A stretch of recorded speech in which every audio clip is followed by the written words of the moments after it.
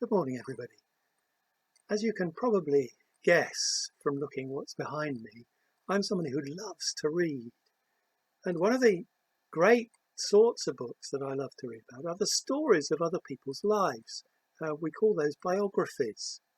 And I can read about just about anybody, from some of the great travellers of our world, Francis Chichester, who sailed around the world, to Fiona Campbell, who walked all the way around the world. Extraordinary story. Through to people like comedians, John Cleese, I've read his biography, and Billy Connolly, some of you may have heard of. They have extraordinary lives too. Billy Connolly started as a welder on the Clyde shipyards. Through to sports people. I'm a great one for watching cricket, and one of the great umpires and characters of the sport was Dickie Bird, and has a fascinating story of his life growing up in Yorkshire and where it took him to being an umpire in test matches across the globe. Through to a local person, Stephen Redgrave, and this tells the story of his amazing feats in winning 5 gold medals at the Olympics. I also read about broadcasters.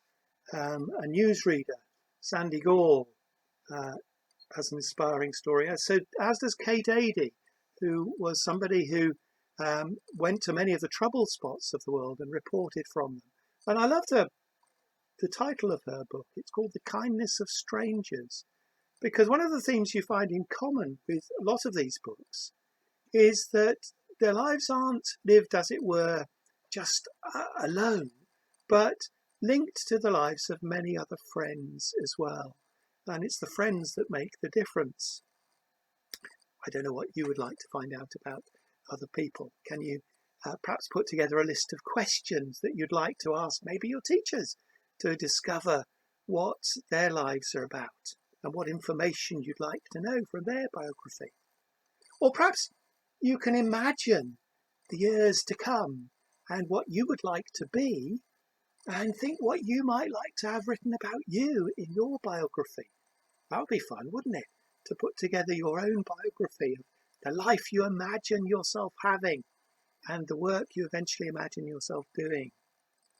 Many of you will know that the Bible is written in 2 parts.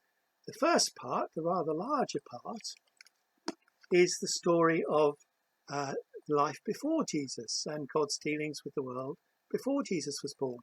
The second part, a little bit shorter, is the story of what happened after Jesus came to this world, and has 4 accounts of his life called the Gospels, and then the story of the way his disciples carried on after he'd returned to heaven.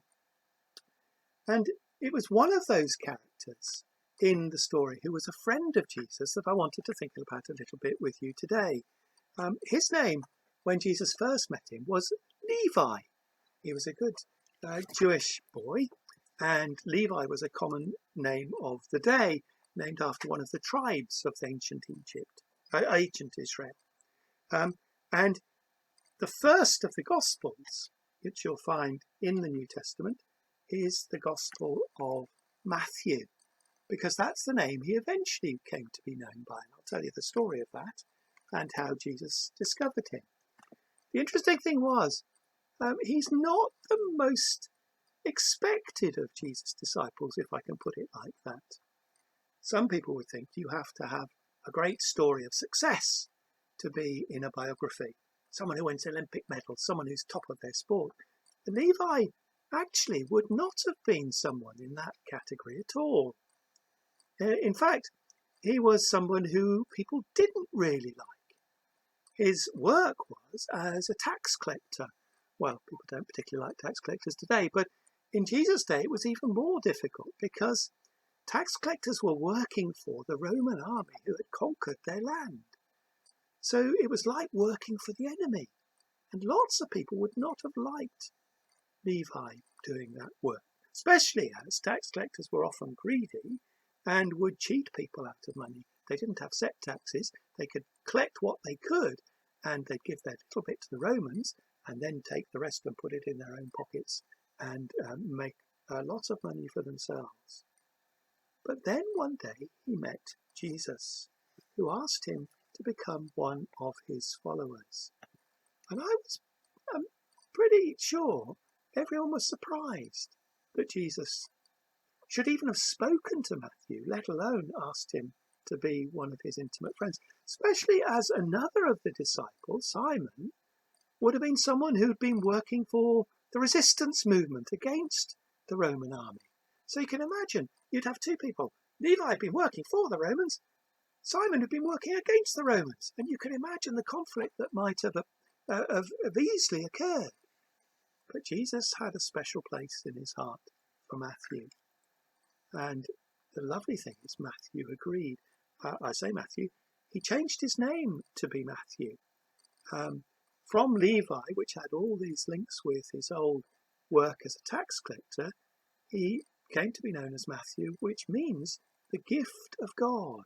He left behind his old life, his wealth and his power, and gave up everything to become one of Jesus' followers.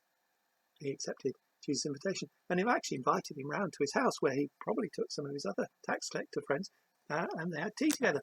And many onlookers would have been completely shocked by this. They'd have thought that Jesus should have chosen good people, honest people, to be his friends. But I love the story of Matthew, because Matthew shows us that God doesn't expect us to be perfect. He knows that we have faults. He knows that sometimes we're selfish, that sometimes we're not the best of friends to other people. Sometimes we hurt other people. But he comes with the gift of forgiveness and ability to transform people's lives. And that's what he did for Matthew. And it's why I love his story being in the Bible. He tells his own story in his Gospel, Matthew chapter 9 and verse 9. If you have a Bible, you can look it up for yourself and discover that first encounter he had with Jesus. And it's a lovely story, because it's a story that echoes down the ages. God doesn't expect us to be ready-made Christians. He doesn't expect us to have our lives completely sorted out when we come to him. He doesn't expect us to be perfect. He just longs for us to be open to him, to receive his forgiveness, and to become good friends of others when we become good friends of his. Let's have a prayer. Dear God, thank you that you know all our faults and failings and still love us. Thank you that you like being friends with people who have been sinful in their lives, but are looking to you for change.